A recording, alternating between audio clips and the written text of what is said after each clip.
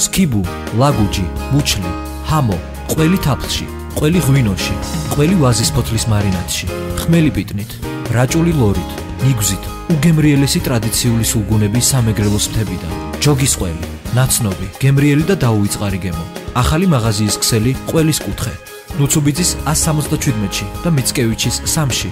დეგუსტაციები და გაყიდვები ყოველ დღე დილის 9 საათიდან საღამოს 10 საათამდე. გაამატეთ ყველის ფართო ასორტიმენტი ყოველდღიურ სუფრას და საახალწლო მაგიდას. მაღაზია ყველის კუთხე. ნუცუბიძის 177-ში და მიცკევიჩის 3-ში.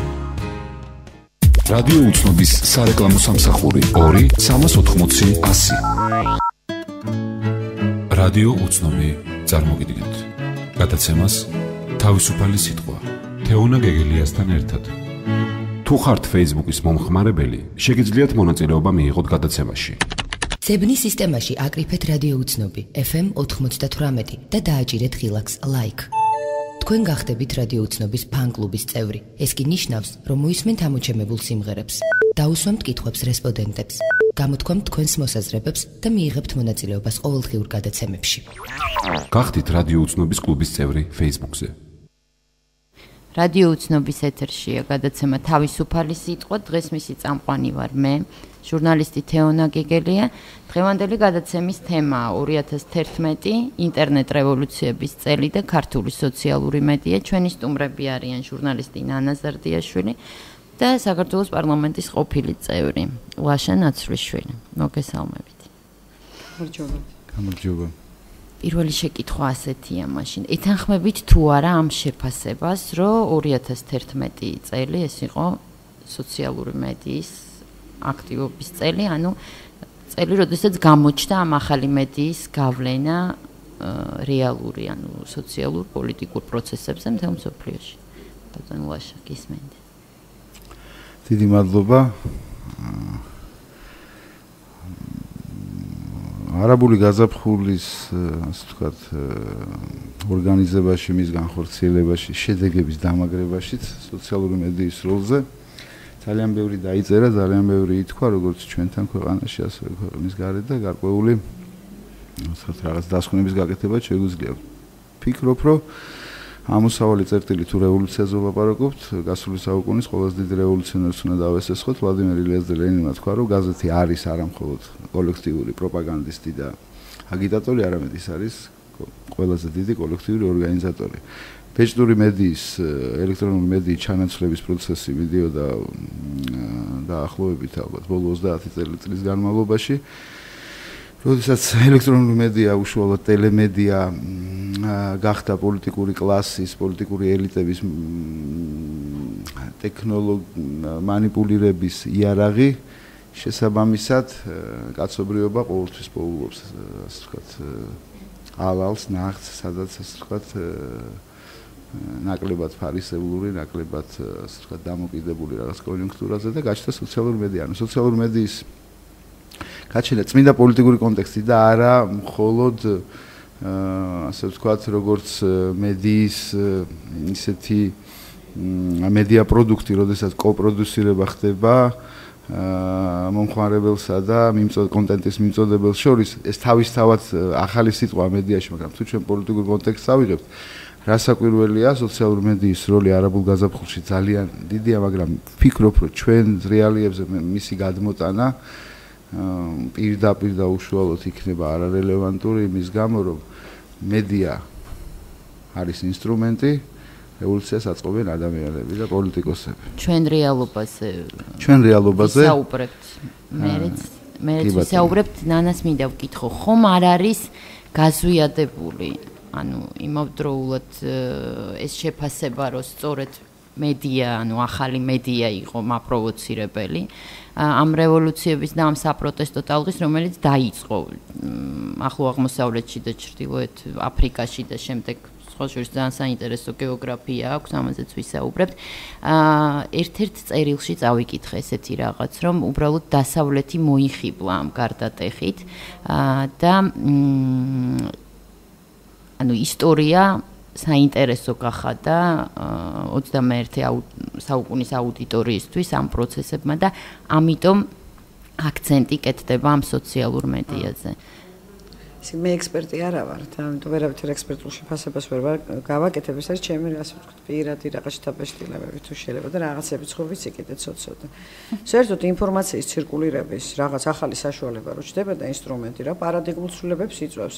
მაგალითად პროტესტანტიზმის გაჩენას ძალიან ბევრი უკავშირებს იმას, რომ გაჩნდა ბეჭდური წიგნი, იმიტომ რომ ხელნაწერი წიგნი იყო ძალიან ძვირი, კატასტროფულად ძვირი ღირდა ბიბლიები იყო ცოტა, ხოლო მოდელს ჰქონდა ის უკითხავდა თავის მრევლს და როდესაც დაიწყეს ბეჭდა, ანუ გუტენბერგმა ეს რაღაცა ტექნოლოგია შექმნა წიგნის ბეჭდვის და ტირაჟირება ინფორმაციის გახდა უფრო ხელმისაწვდომი, აი ამბობენ, გაჩნდა მერე პროტესტანტიზმიო. მე კიდე ერთი ასეთი ხუმრობა მახსოვს, რომ საბჭოთა კავშირი დაარღვია ქსეროქსმაო.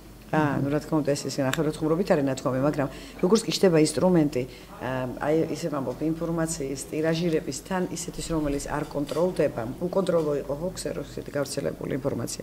ამიტომ მე მგონია, რომ სოციალური მედია ძალიან მნიშვნელოვანი რამაა და შეიძლება მე კიდევ უფრო გამოჩნდეს დროთა განმავლობაში თუ არ ისწავლეს კონტროლი.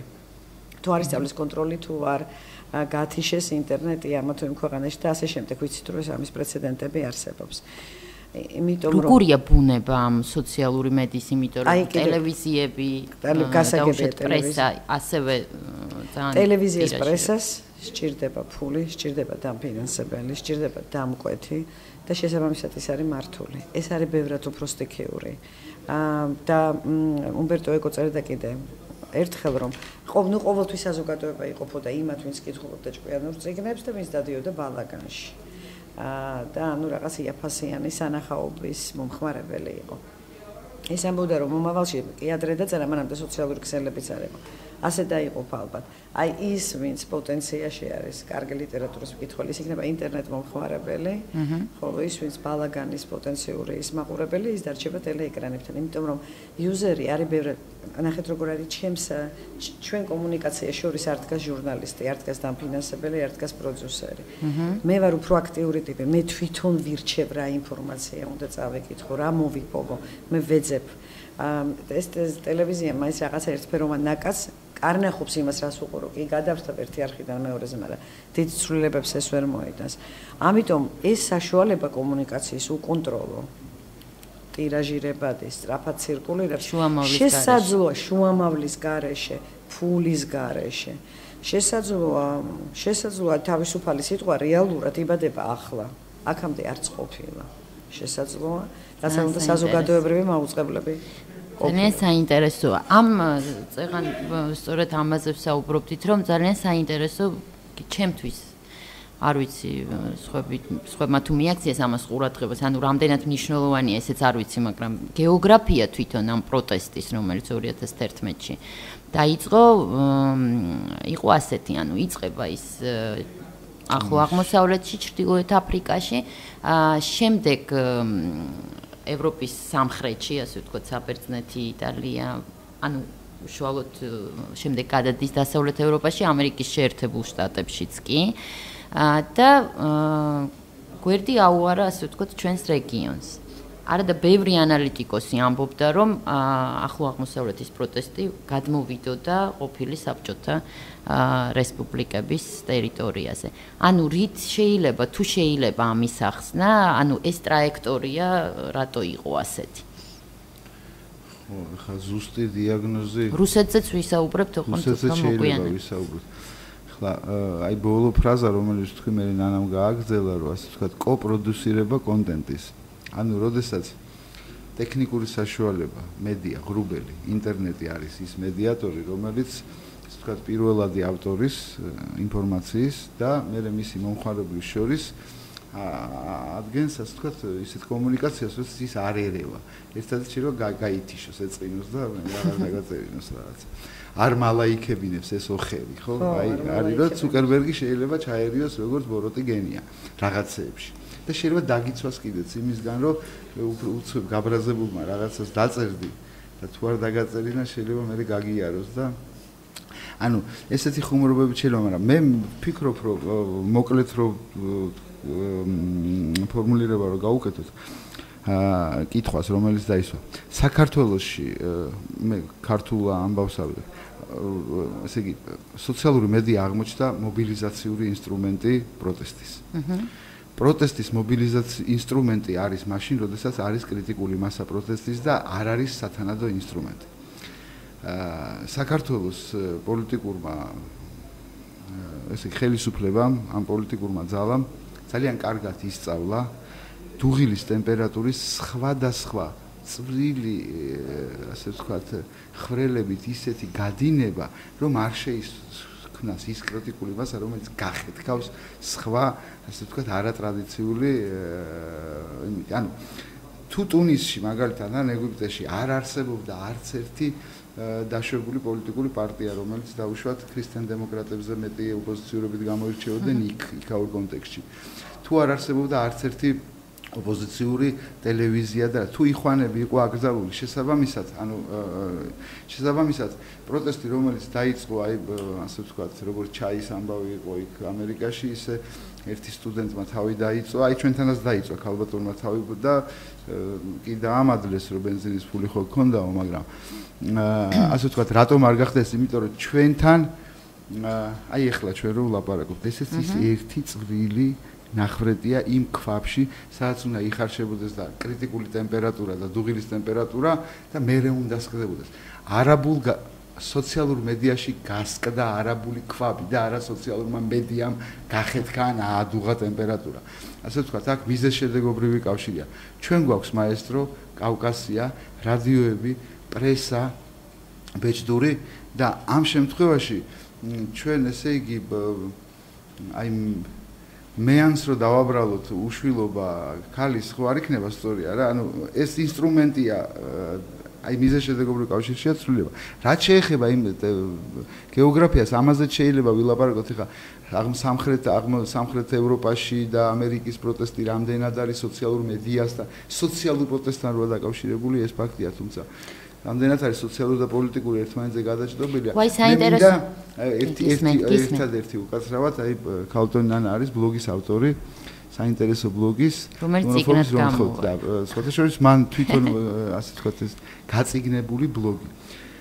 მე ადრე ვიხუმრე რომ ანუ უბლოგ პოსტობიდან გუტენბერგამდე გავიარეთ ცივილიზაციური თვალსაზრისით ბლოგი თითქოს არის ასე ვთქვათ ბოლო უფრო მაღალი ეხლანდელია, მაგრამ ბლოგი რახან წიგნდება.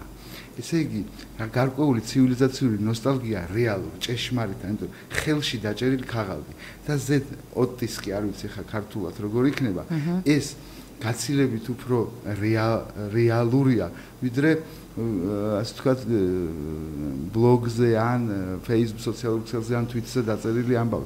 ამდენად რეალურისკე, იმდენად манипуლირებადი გახდა მედია, როგორც ელექტრონული ისე ის, რომ აი ხელში რასაც დაიჭერა, ანუ ბეჭდური მედიის და სხვათა შორის პოლიტიკური თაობა, რომელიც გაიზარდა ბეჭდურ მედიაზე 45 და მერე, ისინი იყვნენ ნამდვილი ადამიანები, დღევანდელი ნამდვილი პოლიტიკოსები, ეს ბოლო იყო შირაკი, სხვათა შორის ალბათ ვისაც ომი და აი დღევანდელ პოლიტიკურ ელიტას უშ დააგვირდები, ისინი აი როგორც ბროდსკი ამბობდა დაუშვათ, კატები დაპატარებული ლომები არიან, ხოლო ჩვენ დაპატარებული ქრისტიანებიო.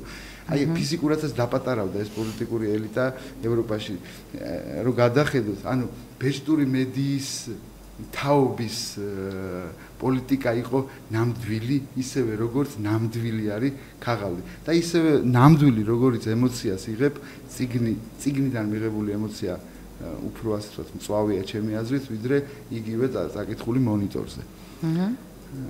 პროტესტი და ამიტომ ვამბობ, რომ ანუ ერთი შეხედვით შეიძლება ცივილიზაციური ტექნოლოგიური თვალსაზრისით უკან გადადგმული ნაბიჯი იყო, მაგრამ ეს ნოსტალგია გუტენბერგისადმი მაჩვენებელია რომ манипуლირებისთვის ვირტუალური რეალობა და ტელევიზიები სადღაც ჩვენ ქვეცნობიერში გრძნობთ რომ ეს არ არის თლათ ის რეალური ანუ ხელშესახები რამაც შეიძლება მერე ის ორგანიზაციული შეიძლება ერთმა ისკრამ ერთმა გაზეთმა მეტი გააკეთოს ვიდრე მთელმა ამ ვირტუალურმა ნანას აქვს რამდენიმე ტექსტი ასე ვთქვათ Facebook-ის სადმი მიძღვნილი ერთი იყო Facebook-ის აპოლოგია შემდეგ გავიდა Facebook-იდან შემდეგ ისევ დაბრუნდა ხო ანუ თვითონ ნიშნულობა ამის და სწორედ იმ Facebook-ის სქიზმაში იყო Twitter-იანი და Facebook-ის აპოლოგიაში ეს იყო სწორედ რომ სიტყვა დაბრუნდა თავის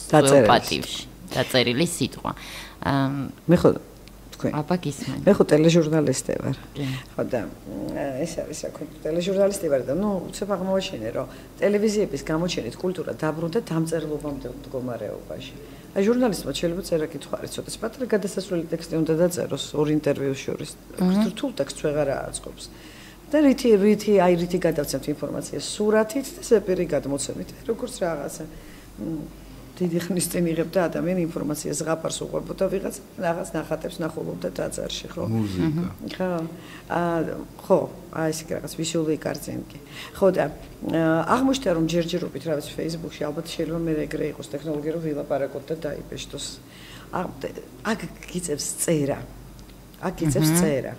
ანუ რაღაც ძალიან ძველ ტრადიციულ რაღაცებს უბრუნდები კი არ მიმოწერა გაქვს ეპისტოლარი რაიმე დაბაშას ისეთ სერიოზული მიმოწერა ქონდა არ ვიცი ალბათ მე-19 საუკუნის სულის კვეთებით მართალია მელანს არ აწობ კალმისტარში და მე აქ ისინი არა გაქვს რაღაც კოჟრები მაგრამ პროცესი მიახლოებით ასეთივეა თანაც დაწერილი სიტყვა უფრო მეტ დიდი პასუხისგებლობა აილაშემას თქვა რომ წამოსროლილი სხვა არის მაგრამ დაწერილი სიტყვა რომელსაც მე შენ შეგიძლია დაუბრუნდე და წაიკითხო ანუ უფრო მეტი პასუხისგებლობითაც ოპონირებ ლაპარაკობ, შეიძლება დაუბრუნდე და წაშალო ისევ და მომეჩვენა რომ დაბრუნდა რაღაცა აი თუ ეგეთი რთული ფორმებით შემოვლითი გზებით ეპისტოლარული ჟანრი. ერთ-ერთი მნიშვნელოვანესი ჟანრი. ხო, მაგრამ მე იყო იმედგაცრუება, ხო? და იმედგაცრუება მქონდა, იმიტომ რომ ყველა ჩხუბობდა მაშინ და აღარ ყველა ჩხუბობდა ვიღაცები რაღაც ბრაზილიან წერილებს და მე აქ ვეძებდი სივრცეს ისეც სამეგობროს, მაგრამ მე დავბრუნდი, იმიტომ რომ როგორი გახდა ეს ქართული Facebook-ი, ამაზეც ვისაუბრებთ, მაგრამ დაუბრუნდეთ მაინც ამ პროტესტის თემას. ანუ წეგან ვსაუბრობდით, რომ საქართველოში არ იყო შარშან, ანუ წელს უფრო სწორად, არ იყო პროტესტის ის ხარისხი, რომელიც გამოიყენებდა შემდეგ ამ სოციალურ ქსელს ინსტრუმენტად, ხო? ანუ ყველგან პრინციპში იგივე დაუშვათ სხვადასხვა მიზეზები იყო, მაგრამ ძირითადად ეს ანუ პროტესტის მიზეზი ზოგან იყო პოლიტიკური, ზოგან იყო სოციალურ-ეკონომიკური, დაუშვათ იგივე სიტუაცია ამ პოსტსაბჭოთა სივრცეში, ხო? ყველგან არის მეტნაკლები დოზით, დაუშვათ სადღაც არის სოციალური პრობლემები, სადღაც ნახევრად დიქტატურები, ავტორიტარული რეჟიმები. ყველა ეს საბაბი ასე ვთქვათ საპროტესტო არის ყველგან და მათ შორის საქართველოში ერთად არის თავმოყრილი. აი რუსეთის ამბები ბოლო პერიოდის. სხვა შორის მაშინ ანუ დასაწყისში ამ წლის ამბობდნენ რომ ეს აუცილებლად გადავა ასე ვთქვათ რუსეთს გადაედება და ასე შემდეგ, მაგრამ ეს მოყვა არჩევნებს. არჩევნები იყო, ну არ ვიცი მიზეზის საბაბი. ეს უფრო ფერადი რევოლუციების ის არის. ხო, არჩევნების შემდეგ, ასე ვთქვათ, პროტესტი ეს არის ხო უფრო ფერადი რევოლუციების. მე ძალიან ზედაპირული ხედვა არის, მაკეინური და მე არა, ეს არის ფაქტები, ანუ სხვაგან ეს არის. ფაქტების манипуლირება ჩემი აზრით, მე შევეცდები გიპასუხოთ, უნდა გავუყოთ ორი თემა. ესე იგი, რატო არის ადამიანი უფრო ენდობა დაუშვათ აი ნანაც ამბობდა, თავისუფალი სიტყვა აქ იბადება. მას შემდეგ რაც ელექტრონული მედიამ როგორც ინფორმაციის მიღების საშუალებამ პრაქტიკულად დაკარგა ფუნქცია და ის გახდა პროპაგანდის იარაღი პოლიტიკური კლასის. რა თქმა უნდა, ნდობა მის მიმართ დაიკარგა. ესე იგი, გაუცხოება მედიის მიმართ, ელექტრონული და ტელემედიის მიმართ მით უმეტეს ყალიბდება იქ, როდესაც არ არის ორი ალტერნატიული ტვინის მრეცხავი, როდესაც ორი ალტერნატიული ტვინის მრეცხავი, როდესაც ბალანსია დამყარებული. პოლიტიკური კლასია გაყოფილი, მე ის პოლიტიკური კლასი წარმოადგენს რაღაცა სოციალური ჯგუფების ინტერესებს, მე მათ აქვს რაღაც ბიზნეს ინტერესები, მე იმას მოყვება მედია, მე ეს ორი მედია თვისობრივად და თანაბრად ცდილობს რომ ტვინი გაურეცხოს ან ამოურეცხოს და ურთიერთხილების, ურთიერთშეკავებისა და ბალანსის ის ბადებს ხარისხსაც, მედია სტანდარტსაც და ყველაფერი. ანუ ვინაიდან ტელევიზია გახდა პროპაგანდის იარაღი, ძალიან უხეში პროპაგანდის იარაღი, შესაბამისად ნოსტალგია თავისუფალი და მართალი სიტყვისადმი აუბრუნდები პირველ ამბავს. რაც შეეხება ჩვენ შემთხვევაში, ჩვენ ფაქტებიდან მოვიდეთ, ორი მცდელობა იყო საქართველოში 2011 წელს მობილიზაცია გაკეთებულიყო რაღაცისადმი, ასე ვთქვათ, რაღაცა სოციალური აქტივობისათვის.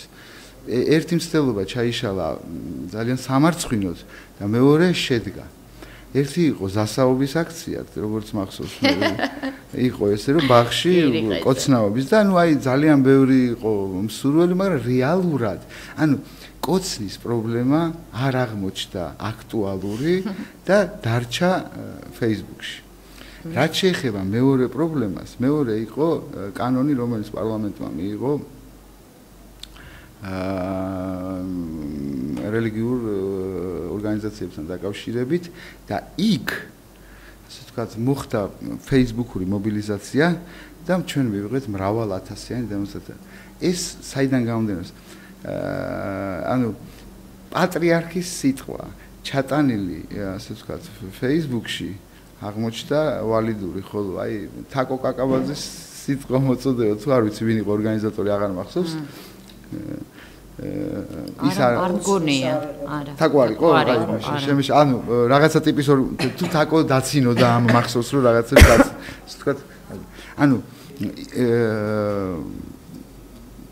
სოციალური ფასი ხდომილების და პოლიტიკური ფასი თუ დიდია, მე კიდე იქ მივდივართ, ეს არის ინსტრუმენტი. რაც შეეხება რუსეთში. 26 მაისი სხვათა შორის იყო ესეც 26 მაისაც, მაგრამ სოციალური თუ არ ჩავთვლით იმას, რომ ინფორმაცია პრინციპში გავრცელდა მაშინ ინტერნეტით.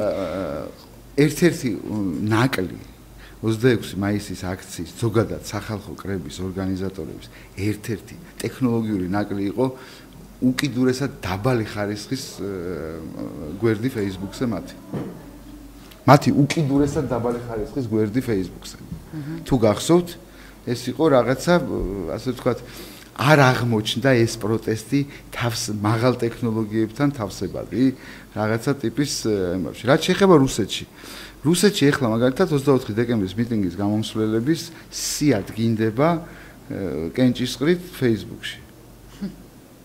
შეიძლება თუ არა ახლა ამის მანიპულირება რასაკვირველია შეუძლია მაგალითად ნემცოვმა ბევრი დამლაიქებელი იშოვოს ვიდრე ნავალნი. რა თქმა უნდა აქაც შეიძლება მანიპულირება მაგრამ მე არ ვფიქრობ რომ ასე ვთქვათ არჩევნები ისეთივე საბაბი აღმოჩნდა პროტესტის გამოსახატავად როგორც ტუნისში იმბიჭმა რო თავი დაიწვა და საქართველოში რო ირაკლი ოქროაშვილი დაიჭირეს. ჩვენ გვახსოვს მოსკოვში არჩევნებამდე 3 თვის წინ 1000 კაცს ვერ კრებდა ოპოზიცია. ჩვენ გვახსოვს საქართველოში ირაკლი ოქროაშვილის დაჭერამდე სახლიდან ყრიდნენ, უნგრევდნენ ხალხს და პროტესტი არ იყო. რაღაცა ჩდება კრიტიკული, რაღაცა ავსებს მოთმინებას. რა იქნება ეს ის რომ არჩევნებმა გამოიწვია პროტესტი, მე ამას არ ვეთანხმები, კონცეპტუალურად არ ვეთანხმები. არჩევნები, როდესაც იქ რა ვის გაუყალბეს ხმები? მენიუში არ აღმოჩნდა პოლიტიკური ასე ვთქვათ მენიუ, რომელსაც მართველი რუსული ელიტა თავაზობს თავის მომხმარებელს, ამ მენიუში არ აღმოჩნდა ადამიანები, რომლებიც თანაც ინტერაქციას ან ასე ვთქვათ გამდიდრებულ რუსეთში ახალგაზრდა თაობამ, რომელმაც შეიძლება ჟეჟინსკის დავეთანხმოთ, რომ გარკვეულწილად კოსმოპოლიტურიც არის, როდესაც გაიხედა პარლამენტში. შეიძლება პოლიტიკურად არაფერის საწინააღმდეგო არ აქვს კონცეპტთან, პუტინის კონცეპტთან, როგორც საგარეო პოლიტიკურს, ისე ასე ვთქვათ, დერჟავნიკულ ამბავთან, მაგრამ გრიზლოვი და ვალოდინი რომ მას წარმოადგენს ესთეტიკური პრობლემაა რა. მე მაგალითად ელზარ კვერნაძე რო წარმოადგენს შეურაცხყოფილი ვარ რა. ამაზეა ლაპარაკი. მენიუში როდესაც არ აღმოჩნდა მემარჯვენე ლიბერალური არ გადაალახინეს, მაინც არ ენდნენ იაბლაკას, მიიღეს დაცლილი პრესნი, ჟიტკი, ასე ვთქვათ ის და ეს პროტესტი რა თქმა უნდა აქედან წამოვიდა საქართველოში ესთეტიკური ეს არის ესთეტიკის პრობლემა იყო ძალიან და არა პოლიტიკური არის პოლიტიკური მაგრამ პოლიტიკური პრობლემა რამ მიცა ის რომ იმას ახლა რუსეთის დუმაში 50% აქვს დაუშვათ იდინა ერასიას და რო ქონოდა 44 და კომუნისტებს ქონოდა 19 რამე ძალთა ბალანსში ხوارცებოდა სხვა შორის პეტერბურგის დუმაში 10 ხმა აიღო ედრომ 5 ხმა აიღო ვიღაცა კრიტიკული მასა ოპოზიცია რო გაერთიანებულიყო დუმის თავმჯდომარეს ქალაქს იმას აირჩევდნენ მაგრამ მაინც ის აღმოჩნდა არჩევ სუ ქრისტიან დემოკრატია იქ თლიანად ქრისტიან დემოკრატია არის ოპოზიციაში და რამდენიმე პადოშა ხო და შესაბამისად, როდესაც манипуლირების ხარისხი ცდება შენი აი კომპრომისის საზღვრებს, ხო? რა თქმა უნდა, ზბოი მაშინ მოძვრა. როგორ განვითარდება მოვლენები რუსეთში ეს ძალიან საინტერესო ხაშურის ისინი არის 2007 წელში. არა მხოლოდ იმით, რომ აი მოულოდნელი და სპონტანური პროტესტი 29 სექტემბერი ჩემთვის როდის იყო აი ოქროშვილის დაჭერა პირველი დიდი მიტინგი, ხო გახსოვთ? ლევან გაჩეცილოვმა თქვა გაუმარჯოს თავისუფალ ქართულ ხალხთა ერთობასო. აი ის მიტინგი ჩემთვის არის ბალოტნაია. მე ესე უყურებ და სხვათა შორის ისეთი ფარული ინტერაქცია აქვს პუტინის და სააკაშვილის, რომ ეხლა რომ გამოუქვეყნეს ისინი, რა ქვია, ფარული ჩანაწერები გამოქვეყნდა ნემცოვის და იმის და როგორი ფარული ჩანაწერებია, როგორ აგინებს ნემცოვი ნავალნის და გამახსენდა 2 ნოემბერს ძმები გამსახურდიების ის რომ გამოაქვეყნეს, როდესაც გამსახურდია გოგა ხაინდრავას მისამართით ინვექტივა იხმარ. ანუ ისინი 2007 წელს არიან ასე თქვა დაგუბებული პროტესტის გადმოხეთქვისა და როგორ რეალიზდება, რაში გადავა, აღმოჩნდება თუ არა მართველი პოლიტიკური კლასი პუტინის და მისი ასე თქვა ადეკვატურები, რომ ეს პროტესტი აბსორბაცია გააკეთონ მაგალითად პროხოროვში, რომელიც ახლა გიაჭანტურია ჩემი აზრით იმ არჩევნებზე, რომელმაც უნდა ასე ვთქვათ აბსორბაცია გაუკეთოს საპროტესტო ლიბერალურ ხმებს, თუ ის ასევე უხეშად წარმართავს როგორც მაგალითად ნარიშკინის თავმჯდომარეობა დუმის გრიზლოვის მაგივრად, ეს ყველაფერი ჯერ დიდი კითხვის ნიშნის ქვეშ არის. ნანა, ესთეტიკური პრობლემა გააქვს საქართველოს პარლამენტთან? შეიძლება ჩემი პროტესტის ნაწილი არ ვიცი პროცენტულად, რომ ესთეტიკური ძალიან მნიშვნელოვანია.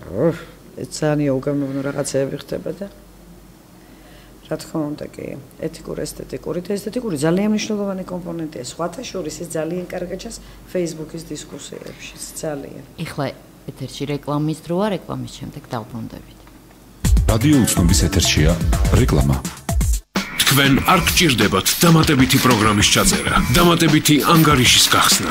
აკრიფეთ ვარსკვლავი 199 დიეზი. მარტივად გადაიხადეთ გადასახადები და აწარმოეთ საბანკო ოპერაციები თქვენი მობილურით. ბაზის ბანკი, სასარგებლო ბანკი. რადიო უცნობი.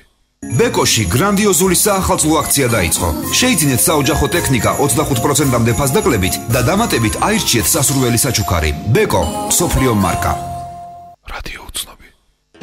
ბიზნეს ანალიტიკური ჯგუფი M&Co Consulting გთავაზობთ ახალ ფლამენკოს. 23-24 დეკემბერს პროექტს ბიზნეს ცენტრი კალასი უმასპინძლებს. 23 დეკემბერს 18 საათზე საქველმოქმედო ნაძვის ხე გაიმართება. 2008 წლის აგვისტოს ომგამოვლილი ბავშვებისათვის. 24 დეკემბერს 12 საათიდან მთელი დღის განმავლობაში თვითნასწავლი ხელოვანების, დიზაინერების, მხატვრებისა და ფოტოხელოვანთა ნამუშევრების საშობაო საახალწლო გამოფენა გაყიდვაგელით. ასევე ჩატარდება საქველმოქმედო აუქციონი. არ გამოტოვოთ ფლამენკო კიდევ ერთ საინტერესო საღამოზე გეპატიჟებათ. რადიო უცნობი. სკიბუ, ლაგუჯი, მუჩლი, ჰამო, ყველი თაფლში, ყველი ღვინოში, ყველი ვაზის ფოთლის მარინადში, ხმელი პიტნით, რაჭული ლორით, ნიგვზით, უგემრიელესი ტრადიციული სულგუნების სამეგრელოს მთებიდან, ჯოგის ყველი, ნაცნობი, გემრიელი და დაუვიწყარი გემო, ახალი მაღაზიის ქსელი ყველის კუთხე, ნუცუბიძის 177-ში და მიცკევიჩის 3-ში.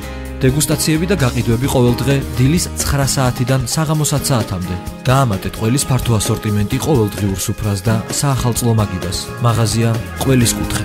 ნუცუბიძის 177-ში და მიცკევიჩის 3-ში. რადიო უცნობის სარეკლამო სამსახური 2-380-100.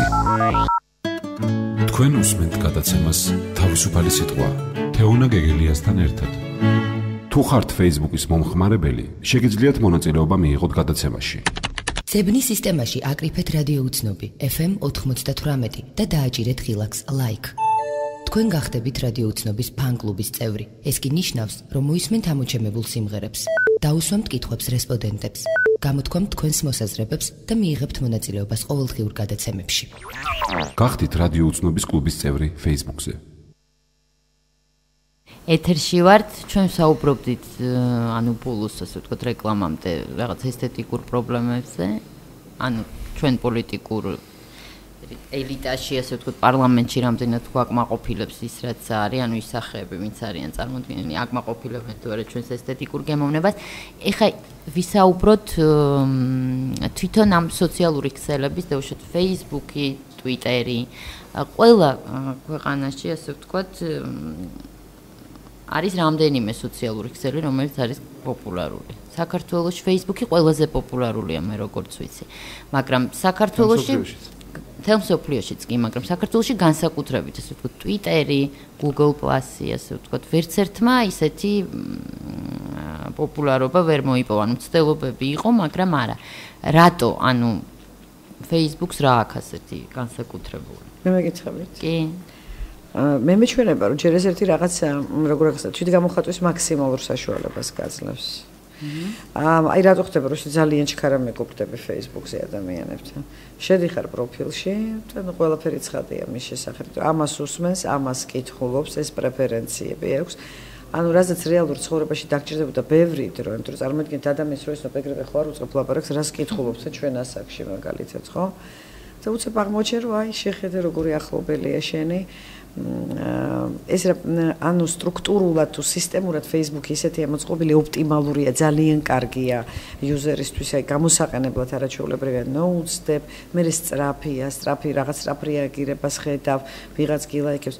Twitter-ში კლაუსტროფობია მემართება და Google Plus-ი კიდე მკვდარია, არ შეიძლება არაფერი არ ხდება ასეთი. არ ვიცი რატომ მოხდა. ალბათ უფრო ოპტიმალური სისტემა და უფრო ოპტიმალური სტრუქტურა. აქვს თუ არა მნიშვნელობა, ანუ თვითონ ადგილობრივ, ანუ კულტურული ფაქტორი თუ არსებობს. ეს სოციალური ქსელები ადგილებზე და უშოთ აი ამ სხვადასხვა ქვეყნებში არის თუ არა გამორჩეული, ანუ ქართული Facebook-ი არსებობს. რა თქმა უნდა, ქართული Facebook-ი არსებობს. ახლა მე არ ვიცი უცხოეთში არ მიცხოვრე, მაგრამ მაგერ ჩემი დაცხოვრო. ქართული Facebook-ი არის აბსოლუტურად ესე იგი განსაკუთრებული მოვლენა. იმიტომ რომ ურთიერთობას იწყებ ვოლზე და ამთავრებ სახინკლეში.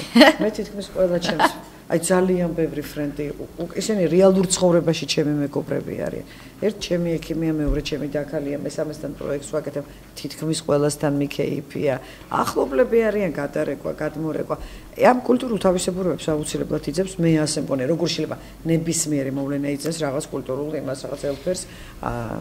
სხვაშორის ბოლო დროს არის ძალიან საინტერესო ტენდენცია, რომ კედელი, ასე ვთქვათ, ვოლი ფაქტიურად დაცრილია. ანუ ადამიანები დამეგობრდნენ, გადაჯგუფდნენ და არიან რაღაც საიდუმლო ჯგუფებში და კედელზე არ ხდება არაფერი. თუ ამ ჯგუფებში არ ხარ, ფაქტიურად არ ხარ ეპიცენტრში, ასე ვთქვათ. მე კედელზე უფრო აქტიურობ. სამზარეულოები გაჩნდა. ის სამზარეულოებია, ნუ იქ უფრო უხიფათოდ ჭორაობ, ლაპარაკობ პოლიტიკურ საკითხებზე, ესე რომ არ გეშინია. არიან ახლა ამ ეს დახურულ ჯგუფებში, მაგალითად ზოგი საჯარო სამსახურშია და ესე ღიად კედელზე ვერ ილაპარაკებს. აი საბჭოთა კავშირის დროს რაც იყო სამზარეულოები, იმიტომ რომ ფაქტია ჩვენთან არ არის უხიფათო პოლიტიკური კრიტიკა. არ არის უხიფათო და რიგით ადამიანს ვერ მოთხოვ, ხო, ამ იმას. ვაშკაცობას და ერთგან წავიკითხე, რომ სწორედ ამ პროტესტთან კავშირში, რომ ჩვენ სამზარეულოებში ვჭორაობდით, თუ ასე ვთქვათ, ერთ-ერთი რესპონდენტი ამბობს სტატიაში იყო ესეთი რაღაც, ვჭორაობდით და ვრცელდებოდა ინფორმაცია ძალიან სწრაფადო. ეხა Facebook-შიც გვაქვს სამზარეულოები მოწყობილია. იქაც ვჭორაობთ, მაგრამ არ ვმოქმედებთო. რისი ბრალია, რომ დაუშვათ გარდა იმისა, რომ არ არის შესაძლებელია ზღვარი, ანუ პროტესტის ხარისხი არ არის ისეთი მაღალი. ხომ არ არის ეს იმის ბრალიც, რომ საქართველოში, ასე ვთქვათ, ინტერნეტის მომხმარებელი არ არის იმდენი. ეხლა მე გუშინ სტატისტიკას გადავხედე და არის ესეთი სურათი. 37% მოსახლეობის არის ქსელთან დაკავშირებული, აქედან 15% არის სოციალურ ქსელში და ბოლო 6 თვის პატარა პროცენტია. და ბოლო 6 თვის განმავლობაში აი ამ 15%-ის რაღაც მეხუთედი გაწევრიანდა. ანუ ეს წელი იყო ძალიან აქტიური ამ ხრივ. ტელევიზიას საინფორმაციო წყაროდ თავის მთავარ საინფორმაციო წყაროდ იყენებს მოსახლეობის 88%, ინტერნეტს 5%. ჩვენ მივდივართ იმ მე ხო არ არის ესეც მიზეზი? ესეც არის მიზეზი, მაგრამ მე რა თქმა უნდა ესეც არის მიზეზი, ისე მე დაუბრუნდები იმ საკითხს პროპაგანდა და ინფორმაციის მიღება. ანუ საქართველოში რეგიონებში ესე იგი სატელევიზიო მედია არის როგორც ინფორმაციის მიღების ერთადერთი საშუალება პრაქტიკულად, ანუ მასიური საშუალება და ასევე ესე იგი გააღებ ამ ფანჯარას ინფორმაციისთვის და დაგეტაკება პროპაგანდა, რომელსაც ამოდებული აქვს რაღაცა ტიპის ინფორმაცია. შესაბამისად, ინფორმირებულობის თვალსაზრისით, იცით, რაღაცა ტიპის აქტიურობა რო აწარმოოს სოციალურ ქსელში, ვირტუალურად ან ზოგადად სოციალურად აქტიური უნდა იყოს, როგორც მინიმუმ ინფორმაციას უნდა ფლობდე, ხო? ანუ ინფორმაციული დეფიციტი არის და ამ კონტექსტში ძალიან მნიშვნელოვანი არის, რომ ასე ვთქვათ, აი ეს მიზეზი, რაც თქვი, რომ ასე ვთქვათ, ინტერნეტის გავრცელება და მოხმარება დაუშვათ საქართველოს და მან მაკვლევაში თუ თბილისს ცალკე გამოყოფ და ცალკე რეგიონებს ავიღეთ, კატასტროფა იქნება. დარწმუნებული ვარ, რომ საქართველოში არის რეგიონები, სადაც ასე ვთქვათ, Facebook-ის ან ინტერნეტის მოხმარებლები 10%-ზე ნაკლები იქნება, შეიძლება 5%-ზე ნაკლებიც იყოს. შესაბამისად, ეს პრობლემა არის, მაგრამ მე მინდა გავხაზიოთ, გაწოდეთ, სხვა შორის ის რომ წვდომა არ არის განსაკუთრებული ფაქტორი, ამაზე სხვა მონაცემებიც არსებობს, აი მაგალითად იემენში მოსახლეობის 90% ინტერნეტთან საერთოდ არ ქონდა, ასე ვთქვათ, შეხება. ბედნიერი ხალხი. და 4 ეგვიპტელიდან 3-ს ინტერნეტზე ხელი არ მიუწვდება. ანუ ესეთი სურათია იქ. ხო და მე მინდა ასე ვთქვათ, კიდე აი მე მახსოვს, როდესაც ერთი ასე ვთქვათ სკანდალი იყო ვირტუალურ რეალობაში გამოთქმული, როდესაც კვაზი პრივატული სივრცე ეწოდა იმას, რა ქვია, Facebook-ს, რომ ანუ Facebook-ზე თუ შენ კედელზე თუ შეაგინებ რობიკო სტურუას, ეს დაუშვათ კვაზი გინდა სამზარეულოში შეგიგინებულოს, ფანჯარა ღია იყო და მეზობელმა გაიგო. ესეთი კონოტაცია, ასეთი ფორმულირება მისცა ნოდია ფილოსოფოს მაგიანოდია ამ ამბავს. სხვათა შორის ჯგუფებში ჩაკვეტვა, ანუ სეგრეგირებული, ჩვენთან საზოგადოება არის არა მარტო სოციალურად, არამედ გარკვეულწილად, ასე ვთქვათ, აი ეს დიფერენციაცია თუ სეგრეგირება, რომელიც წავიდა იდეოლოგიურ ნაწილზე, ეს სოციალურ ქსელებზეც აისახა. და ეს ასე ვთქვათ, ჯგუფებში გადანაწილება და სამზარეულოს შესვლა ერთის მხრივ იმ თავისუფლებას განიჭებს, რომ იყო დაცული რაღაცა ტიპის როდესაც იცნობ ადამიანს შენგან ხუმრობა არ წვდის და ასე შემდეგ, მაგრამ აქ არის ძალიან დიდი საფრთხეც. არის საფრთხე იმის, რომ შენ დაიცალო ვირტუალში და ვალ მოხდილმა გამორთო კომპიუტერი დაიძინო და რეალურად ეს ტრეში არსად ანუ მარგი ქმედების კოეფიციენტი საზოგადოებისთვის, პოლიტიკური ამბებისთვის იყოს 0 აბსოლუტურად. ანუ აი ეს თუნდაც ეს არის ძალიან, იმიტომ რომ აი როგორც ძალიან დიდი ხნის ძებნა უნდა იმას, რა ქვია, გუშინ წინდელს რაღაცას, ასევე ეს შეიძლება უკვალოდ მიდიოდეს. თუნდაც იყოს რაღაცა ტიპის პოლემიკა, იცი, დებატები მოუგე, ან რაღაც გასაუბრება მოუგე ვიღაცას და ნუ მერე რა 0. ჩვენ საზოგადოებაში ძალიან კაფიო ხაზი არის გავლებული იდეოლოგიური სახელისუფლებო და ოპოზიციური. მე ამ ოპოზიციურს ვაიტი. არის რაღაცა ტიპის რეალობა, რომლის ან აღიარებ, რომ ეს არის შიზოფრენია და გინდა რომ ესე არ იყოს, ან ამ შიზოფრენიისადმი ლოიალური ხარ. და ეს იმდენად კაფიოთ არის გაყოფილი საზოგადოება, რომ მათ შორის ერთმა მხარემს და მეორემაც ყველაფერი, როგორც საკუთარი თავის, ასევე ამ იდეოლოგიის თავზე მომხვევის და ერთმანეთის შესახებ ყველაფერი აბსოლუტურად კარგი. ყველანაირ დისკუსიას, ყველანაირ დებატებს აქვს უბრალოდ რაღაცა ტიპის გამარჯვების ასე თქვით კმაყოფილების ეფექტი. დღეს საქართველოში ვერავის ვერ გადაარწმუნებ და ვერავის ვერაფერს ვეღარ დაჯერებ. ეს არის დადგენილი ჩემი აზრით კონტინიუმები. მე ვთვლი, რომ ეს არის 75-25-ზე. და ესე იგი ჩაგვრელი უმცირესობა და ჩაგრული უმრავლესობა. ეს ყველგან ჩანს და კარგად ჩანს სხვათა შორის მაშინ და მე ერთი რამე მინდა კიდევ თქვა, ის რომ პოლიტიკურად არ არის უსაფრთხო შენი აზრის თუნდაც სოციალურ ქსელში გავრცელება აი იყო პირველი ფორუმი იყო, სადაც იუზერი იყო ანონიმური, ხო გახსოვთ? ეხლა შენი ამით, მაგრამ არიან ადამიანები და მე მათ ვიცნობ, პოლიტიკურად აქტიური, მაგრამ გარკვეული ის რომ მისი ოჯახის წევრი სადღაც მუშაობს, იძულებულია იქცეს ტროლად და ასე ვთქვათ, დამალოს თავისი სახე და ასე ვთქვათ, ხიჯაბის ქვეშ პოსტოს. შესაბამისად, სად უფრო ასე ვთქვათ, იმ ქვეყნებში, სადაც შარიათის საფრთხეზე ლაპარაკობენ, იქ უფრო არის უსაფრთხო, იქ უფრო არის ხიჯაბის საფრთხე თუ ვირტუალური ხიჯაბისა. ამ ქვეყანაში, რომელიც მწვერვალეს იღებს ლიბერალური დემოკრატიის, ეს ძალიან დიდი კითხვა არის. არიან, ასე ვთქვათ, ეს გასაგებია, მაგრამ პოლიტიკოსები ხომ არ არის მაინც ანუ რამდენად იყენებენ ეს პოლიტიკოსები თვითონ ამ სოციალურ ქსელს. სხვა შორის ამაზეც წავიკითხე ერთგან, რომ ყველაზე აქტიურები ამ ხრივ არიან ოპოზიციიდან ირაკლი ალასანიას პარტია. სხვა შორის ხელისუფლებაც თითქოს აქტიურობს, ანუ არის რაღაც რეკლამები გაიცანით პარლამენტის თავმჯდომარე. მაგრამ კომუნიკაცია პოლიტიკოსების უშუალოდ აი ამ ადამიანებთან, ვინც ქსელშია. ესეთი პირდაპირი არ არსებობს. როგორ არა, აი მაგალითად დავით ზურაბიშვილი არის ძალიან აქტიური, თინა ხიდაშელი არის ძალიან აქტიური. ეს არის რამდენიმე ადამიანი. მე ტენდენციაზე ვამბობ. არის მათი პრესამსახურები არიან ადმინისტრატორები. ჩვენ დათოსთან იქ იმდენად ხო არ ვურთიერთობთ როგორც რესპუბლიკური პარტიის წარმომადგენელთან. ნუ თქვენ არა პირადად, მაგრამ დავუშვათ ათასობით მომხმარებლისთვის ის არის ბატონი დავითი.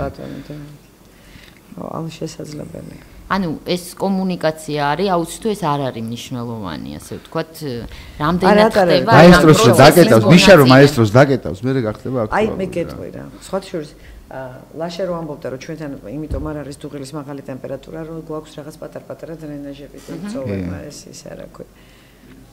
ხო მაგრამ მე ძალიან მაყურებს ის თქვენ გონიათ ეს ცნობიერად ხვდებიან რომ ეს დრენაჟი საჭიროა. მე მგონი სხვა გზა არა აქვს და იძულებულნი არიან რაღაც დასავლური რა იმის ზეწოლით რომ აი ესეთი სივრცეები დატოვონ.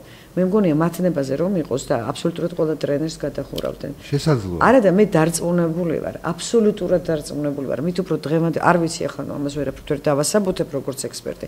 მით უფრო დღევანდელ საზოგადოებაში როცა ინფორმაციის ჩაკეტვა ფაქტიურად შეუძლებელია.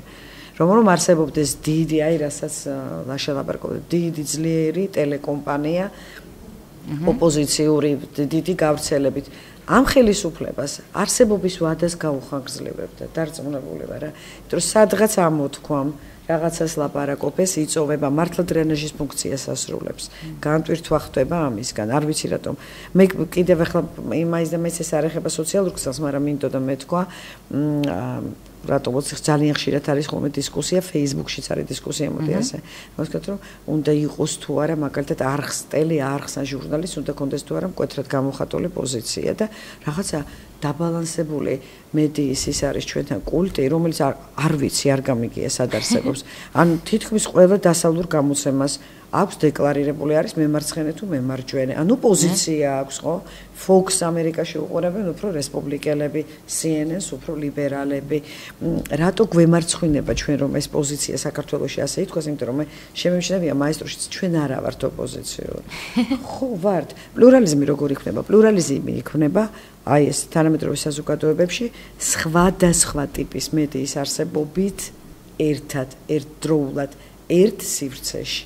ხოლო აი ამის მეშვეობით გადავუხვიეთ ცოტა, მაგრამ არა, პოლიტიკოსებზე საუბრობდით წეგან, სხვათა შორის ეს ჩემთვის ძალიან თვალშისაცემი, ანუ ამ ხელისუფლებას აქვს პრეტენზია, რომ ის არის პროგრესული.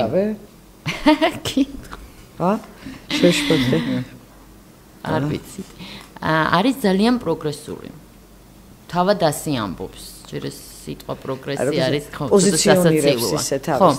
რომ ის არის ყველაზე თანამედროვე, ყველაზე პროგრესული, რომ რაღაც კატასტროფული ტემპებია, ასე ვთქვათ, მოდერნიზების და ასე შემდეგ. სტალინის თავს ასწრებს ხოლმე. სტალინის რომ მოდერნიზაციის აი ამ სოციალურ ქსელში, რომელიც არის, ასე ვთქვათ, ანუ პროგრესის ერთ-ერთი კომპონენტი, ხო? ანუ მოდერნულობის თანამედროვეობის, ხო? ეს არის სერიოზული ნიშანი იმის, რომ ხარ ავანგარდში, ასე ვთქვათ, პროცესების.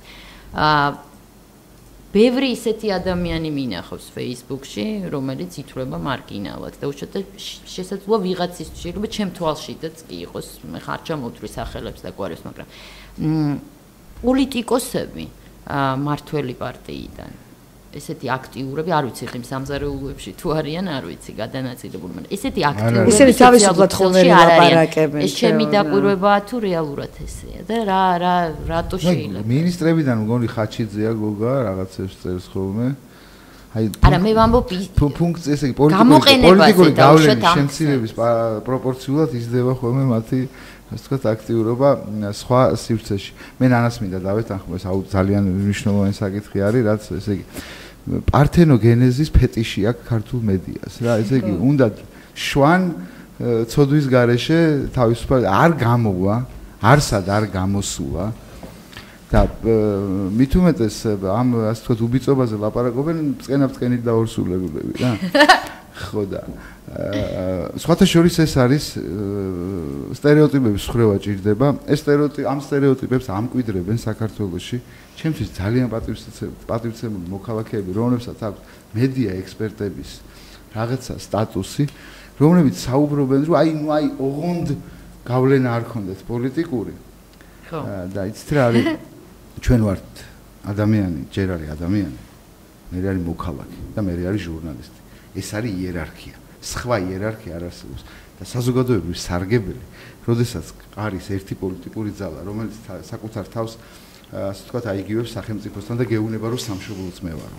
მე ის მთლიანად ტელემედიაზე ვლაპარაკობ, აბსოლუტურად ფლობს და აგრესიულ პროპაგანდას ეწევა, ამის შემაკავებლად შენ რაღაც სტანდარტების ბალანსი ეს არის რაღაცა ტიპის აი სულიერ ხეიბრობაზე მიუთითებს იმ ადამიანებს, რომლებიც ამკვიდრებენ ასეთ რამეს. მე ნანას არ დავეთანხმები იმაში. თუ უნდა დამოუკიდებელ, აი ჩვენთან რეკლამა არ მოაქვთ. თუ იქნება მეორე პოლიტიკურ ცენტრზე მთლიანად დამოკიდებული და ღიათაც, აი პირდაპირ პოლიტიკური ძალის, ან პოლიტიკური ძალასთან ასოცირებული ბიზნესის მიერ, ანუ იმედი 2.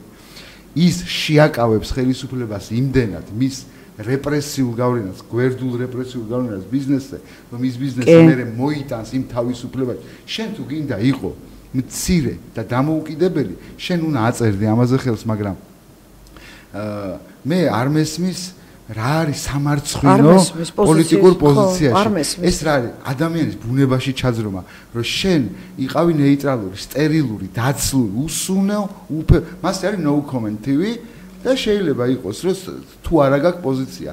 ჩვენ მე მგონი ახლა ტრენდი გვაქვს, რომ შუას ვყრებთ, ხო? არა, ასეთი სტანდარტი მხოლოდ საზოგადოებრივ მაუწყებელზე შეიძლება გავრცელდეს. საზოგადოებრივ მაუწყებელი არის ოქსიმორონი ჩვენს მდგომარეობაში. საზოგადოებრივ მაუწყებელის ანალოგი, ანუ კარგი, ასე ვთქვათ, ანალოგი რო გქონდეს BBC, მაგნა კარტა უნდა 800 წლის წინ გქონდეს. არა, BBC-საც აქვს. ხო, BBC-საც აქვს. მე ვფიქრობ, რომ ამერიკაში, რომელიც არის აი ყველაზე ადამიანური ბუნების მაქსიმალურად, ასე ვთქვათ, არ შეზღუდვა არის, როდესაც შენ მუშაობ იქ, შენ უწევ პროპაგანდას თუ უწევ, ასე ვთქვათ, პრომოუშენს იმ პოლიტიკურ ძალას თუ იმ პოლიტიკურ პროდუქტს, რომელიც შენ მოგწონს და მე ამაშიც თუ თან ფულს გიხდიან, ეს ძალიან მაგარი რამე არის. შესაბამისად, აი მაგალითად პირველი არხის თოქ-შოუების წამყვანებისთვის, როგორიც არის მაგალითად ეკა კვესტიძე და თათო პაიძეზე, არანაირი დაბარება მათ ცეკაში და ინსტრუქციის მიცემა არ არის, ისინი იდეოლოგიურად არიან თანამოაზრეები ამ ხელისუფლების და ამ იდეოლოგიურ თანხმდროში კიდე ხელფასს იღებენ. შესაბამისად, თუ იქნება და უნდა იყოს და მე ვფიქრობ, რომ ჟურნალისტებმა უნდა დაანგრიონ ეს კლიშე, რომ მათი ჩვენ არ გვინდა ასოცირება არც ერთ პოლიტიკურ ძალასთან. მაშინ რა მივდი, აი ელემენტარულად ჩვენ როცა ვთხოვთ რუსთავი 2-ს და იმას რა ქვია, იმედს რომ რატო არ ატარებ ჟურნალისტურ გამოძიებას. აი დაახლოებით ეს ხომ არ არის მედია კლასიკური გაგებით. ეს არის ერთი პოლიტიკური ძალის საზოგადოებასთან ურთიერთობის სამსახური. ხა წარმოიდგინეთ, ეს არის ერთი კორპორაციის საზოგადოებასთან ურთიერთობის სამსახური, რომლისთვისაც თავისი ხელმძღვანელი ნიუსმეიკერი კი არ არის, პირდაპირ იერარქიული უფროსი არის. ხა წარმოიდგინეთ, კოკა-კოლას საზოგადოების ურთიერთობის სამსახურს რომ მოთხოვო, ჟურნალისტური გამოძიება ჩააწერე კონსერვატივის იმაზე, მავნებლობაზე. ეს ესეთი უტვინობა არის. აი ესეთი რაღაცების მოთხოვა. შესაბამისად, უნდა დაანებო იმასთავი, იქ მოთხოვნა ბალანსის რომ მე მაჩვენე 8 წამი გაჩვენებს როგორ ეს ბალანსი სასწრაფოა. არა ეს ფორმალური ბალანსი 8 წამ მარკნუკარვით ეს ყველა ვიცით ეს მარტივი ინსტრუმენტია. ჩვენ უნდა ავაშენოთ საზოგადოებამ, ჟურნალისტებმა, პოლიტიკოსებმა ხელი უნდა შეუწყოთ თუ გვინდა აი ადამ სმიტის ხო არა ლიბერტარი ხო ვართ ახლა ლიბერტარიანები ყველა ადამ სმიტის იდეალური ფორმულა ბულოჩნიკის მეპურის ფორმულა ანუ მეპურე პურს აცხობს არა იმიტომ რომ დააპუროს კაცობრიობა არა უნდა იშოვოს მან იშოვოს პოლიტიკური დივიდენდი პოლიტიკოსმა და ბიზნეს გუნდმა ამ ტელევიზიით მაგრამ შენ როგორც მოქალაქე მიიღებს საზოგადოების სიკეთეს თუ იქნება ალტერნატიული იგივე დაფარვის წყარო რომელიც როგორც მინიმუმ შეაკავეს მე მინდა გაგახსენოთ 2008 წლამდე 2007 წლის სექტემბრამდე პოლიტიკოსები ითხოვდნენ რუსთავი 2-ზე იქნებ ერთი სიტყვა გვათქმევინოთო როგორც კი იმედი გაჩნდა სანაიას გადაცემაში ჩვენ არ მივდიოდით ანუ კომფორტი იქნებოდა როდესაც არსებობს ალტერნატიული წყარო ამიტომ საზოგადოებრივი სიკეთე რომელიც უმაღლესი სიკეთეა და მეტია ვიდრე პროფესიული და იმიტომ რომ ადამიანურიდან ამოდის და შეიძლება ქრისტიანულიდანაც ამიტომ პოლიტიკოსებმა ჟურნალისტებმა მედია ექსპერტებმა თუ სხვადასხვა სწავლულმა ადამიანებმა ერთხელ და სამუდამოდ უნდა როდესაც მე ვიცი რომ თვალებში ქვიში შეყვრა ზოგადად კონტექსტიდან არის მოვეტონ როგორ შეიძლება მე თქვენ თვალებში ქვიშა შემაყავთ მაგრამ თუ გავხსნით კონტექსტს და ვნახავ რომ მე თქვენ ხელები გამიკავეთ მიწაზე დამაგდეთ და მახჩობთ მე თუ თქვენ არ შეგაყრით თვალებში ქვიშას იმიტომ რომ ეს არის უზრდელობა ესე ვიტყვი ხო აი დაახლოებით ესეთ ამბავში ჩემი რესპუბლიკელი ხმარი ესე სიძე ხმარი უყურებს მარტო ფოქს ძალიან ცოტა დრო დაგჭირ მგონი 1 წუთი და იქნება აი რაღაც ასე ვთქვათ პროგნოზი გავაკეთოთ, შევეცადოთ. მომავალ წელს მე მაინც იქ მივდივარ, ასე ვთქვათ, არჩევნებია ჩვენთანაც, ასე ვთქვათ, ერთი არჩევნები 2013 წელს. 2013 წლის. ანუ მოდის საარჩევნო წლები.